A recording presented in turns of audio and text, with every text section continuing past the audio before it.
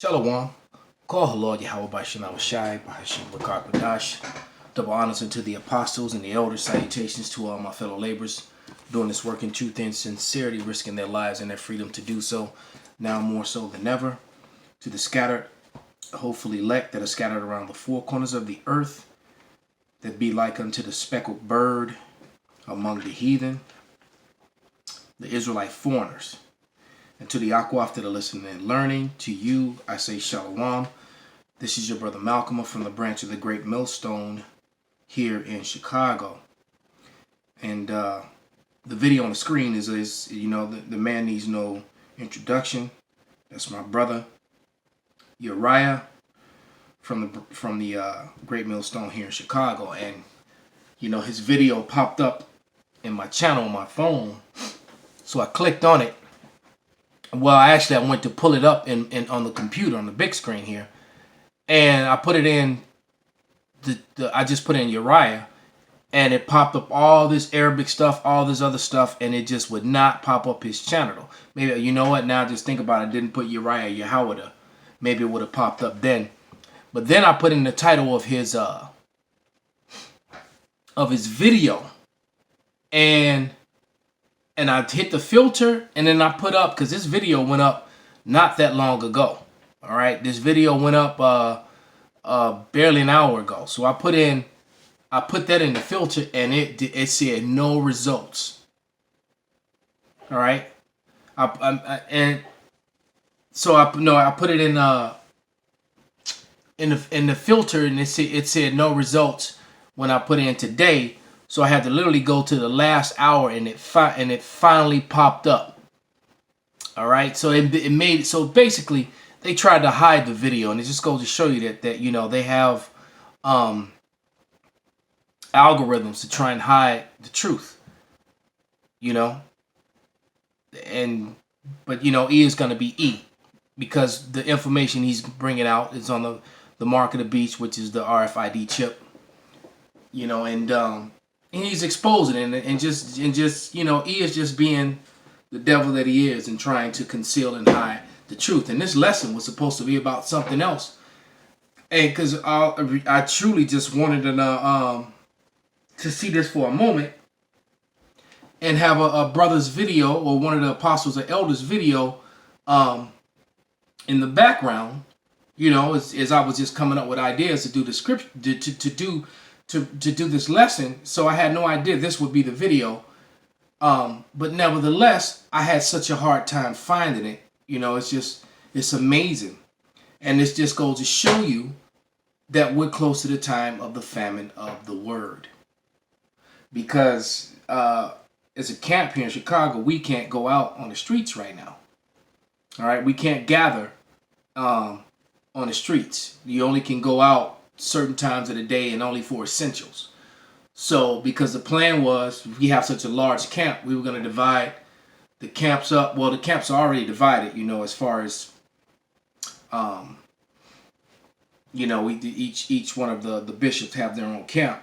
But we were going to even divide up the cadets, the brothers who stand on the other side of the line, to ensure that we kept the number under 10 at each camp, and then the camps never all come together on camp day. That was the plan.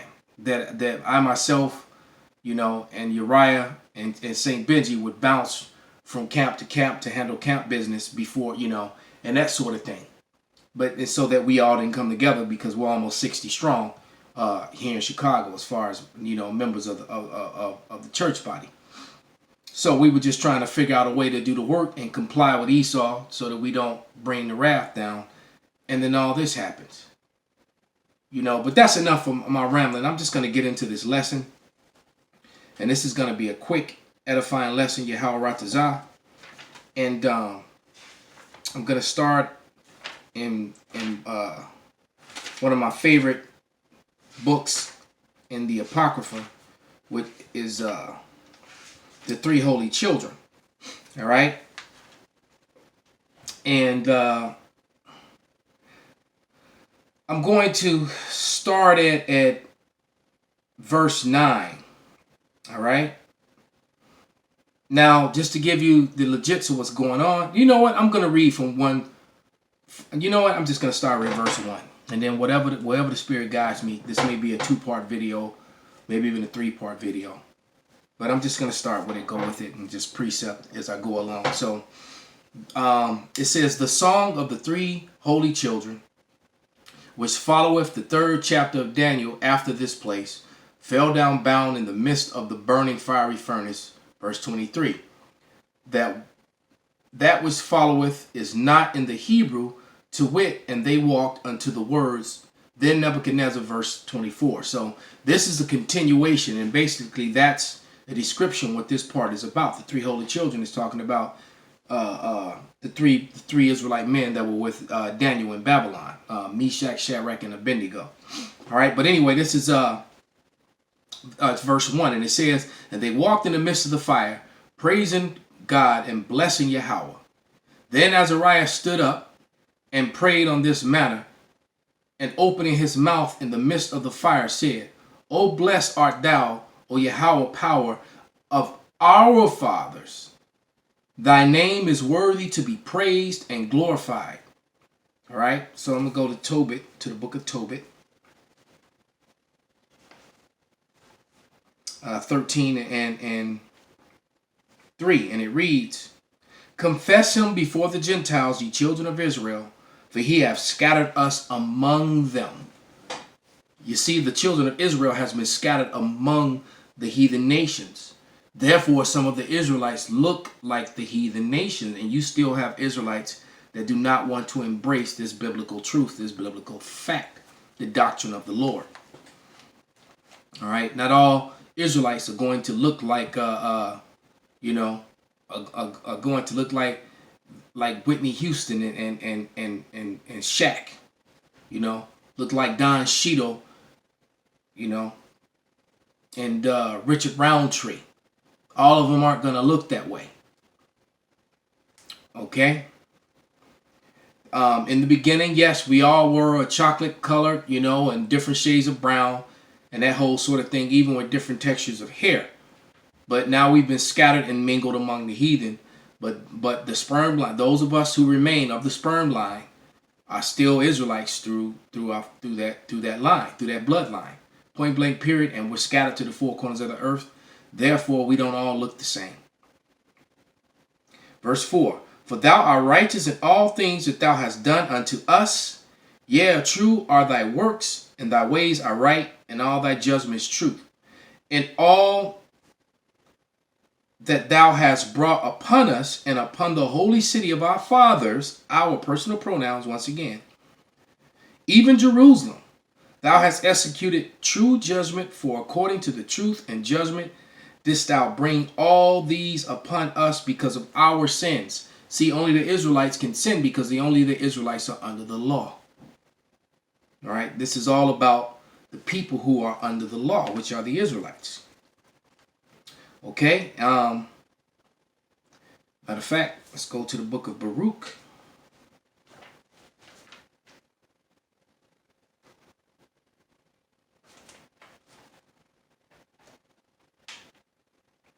Uh, 3 and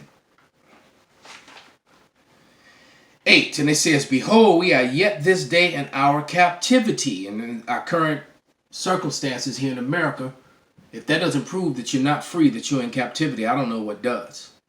Outside of the fact that they have papers on us, they have the birth certificates and the social security numbers.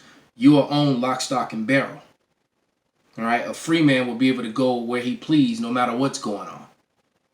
All right, it says, behold, we are yet this day in our captivity, where thou hast scattered us for a reproach and a curse, and to be subject to payments according to all the iniquities of our fathers, which departed from Yahweh our power. So, subject to payments, taxes, alimony, child support,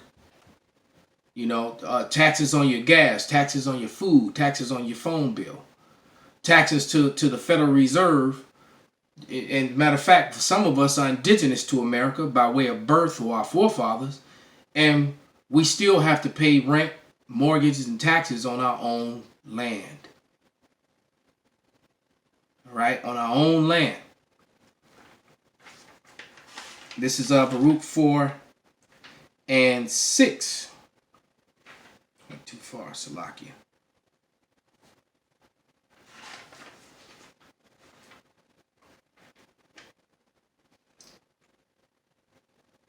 And it reads, ye are sold to the nations, not for your destruction, but because ye moved God to wrath, you were delivered unto your enemies. Right? As it reads in Deuteronomy, in the 28th chapter, it says that you will be sold unto your enemies. Not your friends, your enemies. And what did your enemies do? They hid your heritage. They beat your heritage out of you, gave you a false one, then claims your heritage. The brother Shafi had just left here. And when he left here, he came over and downloaded a bunch of images that were from Scotland and Ireland and different. And I'm gonna do in the Netherlands, and I'm gonna do some sit downs on all these images of pictures he took when he was over there. And there's one particular thing we said the lady told him that there was the king kept a treasure in the basement, and when you went into the basement, the treasure was not what she thought it was, but the treasure was the fact that it was easy to see that the true royalty was so-called Negroes, and that they had tried to blast the nose and lips off as they always do. But upstairs in the church, they had all the newly painted Renaissance art, all the false art. Because the people in Ireland, the Edomite, the pale-faced people, all right, for the most part, the ones that don't go back to Jacob, because there are some real Israelites among them, all right? That's what Cromwell was trying to do when he was, you'll hear people say that, well, white Irishmen went into slavery too. They got sold into slavery in the island of Jamaica, and that's true. They did go to Montserrat and Jamaica and all those different places to serve slavery, but their forefathers were so-called Negroes. And believe me, the so-called white man who was Esau Edom, he knows that your lineage is through your father, even though he won't admit that modern day, but he knows this fact and this truth. As a matter of fact, he shows you in his movies, especially his timepieces, all the time. All right, when they do period pieces. Okay? And let me go back into this. Yeah, it said that we were sold unto our enemies because we moved Yahweh to anger. And so now we're coming into the time where the Lord is pouring out his wrath upon the world and upon upon 2/3 of Israel, and the rest of Israel is going to be tried through the fire, the 1/3. So we'll all have to go through this. And I guess it's going to show you how righteous and fair the Lord is. Even the 2/3 are going to inherit the kingdom on the other side after they pay for their sins on this side. I mean, they got to pay for their sins with that death by pain for the most part. But they're still going to inherit the kingdom. And as I read these scriptures and read in the Apocrypha, it makes it clear why they took it out. Because it would have been impossible to pull off the falsehoods and the inconsistencies of Christianity with the Apocrypha still in place. Because the Apocrypha definitely makes that holy separate. That's what holy means, separate. It definitely makes that separation clear between the Israelites and the rest of the heathen. And it also kills and destroys the whole woman worship, because Christianity, there's a high level of woman worship and praising of women in Christianity. And that's not the case in the Bible. The Lord said the sheep of his flock are men. All right, but let's get back into this, back into the three holy children. And verse 7. No, verse 6. All right, and it says, for we have sinned and committed iniquity, departing from thee. So I'm going to go back to the book of Tobit.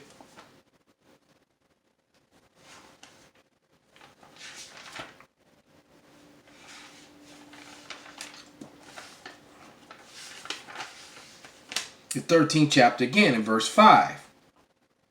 And he will scourge us for our iniquities, and will have mercy again, and will gather us out of all the nations among whom he hath scattered us. So that's where we are, man. We're getting close to the deliverance of the nation of Israel from being scattered. That's the time that we're coming into. Because with the prophecies popping off like they are, with martial law being declared, and the beginning of the famine of the word, because it's just going to get worse. There's been a joke in my camp for years that the day that the day that I came into money, or won this case and have money coming to me, that the dollar would crash the next day or soon before. And right as my court situation has finally turned in my favor after a 1.5-year battle, and it looks like that I stood to get a substantial amount of money from Esau and to be cleared of all the false charges and all that stuff. Now the courts are shut down. Just as the other side is the judge ordered the other side, to sit down and try to negotiate before it goes before the judge. So they have to come to the table, but the courts have been shut down. So I was like, yeah, this got to be the end. Because that happened. And it's funny. It's sad, but it's funny. But at this point, I don't even care. Let it just crash down, man. I don't want nothing from Esau. I want him. I want them. I want them in chains and building up the kingdom. That's what I want. And if you don't want that, something wrong with you. All right. Verse 8. Verse 7. In all these things we trespassed and not obeyed the commandments, nor kept them, neither done as thou commanded us, that it might go well with us. So it didn't go well with us because we didn't listen to the Lord and follow. So this is the reason why we're in the condition that we're in, man. And you 2/3 are a big part of that reason too, man. Because you always had a portion of Israel that was trying to do the right thing, but for the most part, but the 2/3 is such a large number, and they just overpower and outnumber us, man. Because you kind of come back in your same lot. You always had those who believed, and you always had those who came against. Verse 9. And thou did deliver us into the hands of a lawless enemy, most hateful forsakers of God, and to an unjust king, and the most wicked in all the earth. And at the time, this was the Babylonians, but this is really talking about Esau, Edom. There's none, because they are the actual wicked, is what I mean. So let's go to 2 Maccabees, the 7th chapter. And we'll stop right there. All right, verses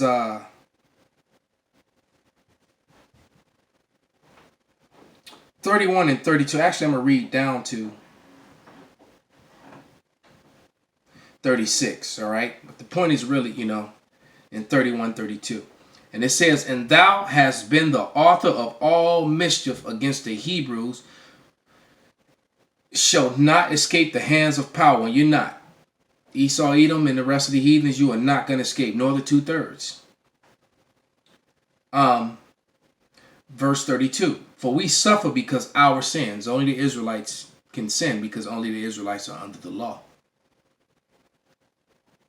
And though the living power be angry with us a little while for our chastening and correction, yet he shall be one again with his servants. And with the Wadi Bashim at that time is coming near. But thou, O godless man, and all other most wicked, be not lifted up without a cause, nor puffed up with uncertain hopes, lifting up the hands against the servants of power. For thou hast not yet escaped the judgments of Almighty, who seeth all things. For our brethren who now have suffered a short pain and are dead under God's covenant of everlasting life. But thou through judgments of power shall receive just punishment for thy pride. So you Edomites are going to receive that vicious double amount, double portion of what you gave out. Because Galatians 6 and 7, matter of fact, let's get it and we'll finish that. Revelation and then Galatians. We'll do Galatians, turn right to it, man. That's the spirit.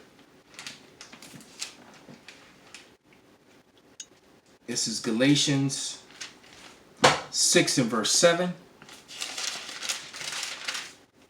And it reads, "Be not deceived, God is not mocked. For whatsoever a man soweth," so if you sow slavery, mischief, usury, taxation, "for whatsoever a man soweth, that shall he also reap." All right? And Revelation 18 and 6 says they got to give back double. So so everything that they did unto us, when you look up the crimes and the cruelties of slavery, the cruelties of land grabs, all right? The only thing we're not going to do to them is hide their heritage from them. They're going to have to wear that name Esau, Edom.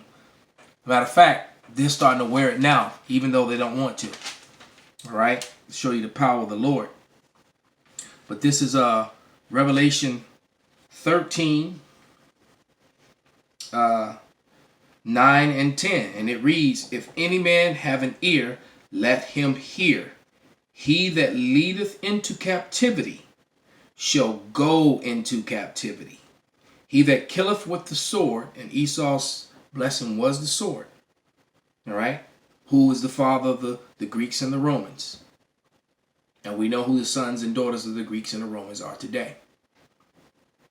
Here is the patience and the faith of the saints. So patiently, with patience, which means suffering, and faith of the saints. So the saints are suffering patiently to put into slavery those that put them into slavery, and to kill with the sword those that killed them with the sword.